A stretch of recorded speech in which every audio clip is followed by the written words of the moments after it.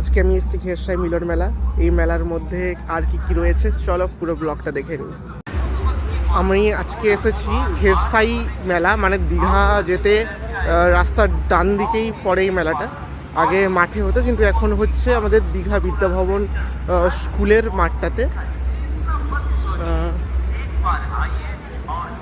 ওদিকটাই হচ্ছে মেন মন্দির, যে গ্রামীণ পুজো। কিন্তু প্যান্ডেলটা আগের বছর তুলনায় এবছর অনেকটাই একটু লো বাজেট, ছোটো লাগছে দেখতে। বাদ বাকি এই হচ্ছে পুরো মেলা। ওখানটাই হচ্ছে মহাপ্রভু এসেছেন ওখানে অন্ন মহোৎসবের জন্য। বেশ সুন্দর ফাঁকা জায়গার উপরে হচ্ছে। চলো এবার ঠাকুর দর্শন করাই।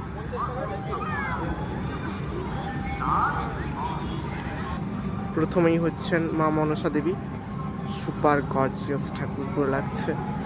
আর ওনার পাশেই রয়েছেন মা শীতলা।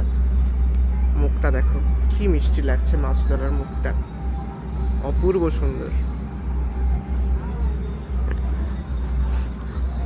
আর মা কালী,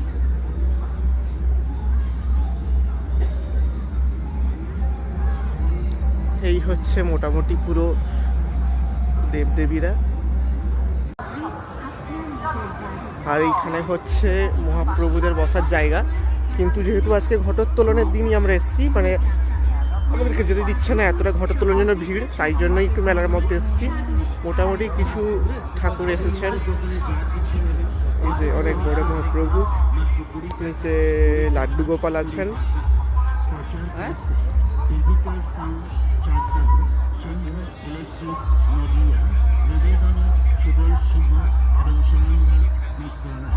চারিদিকে কি সুন্দর ঠাকুর সব বসে আছেন, অনেক সুন্দর লাগছে পুরো ঠাকুর।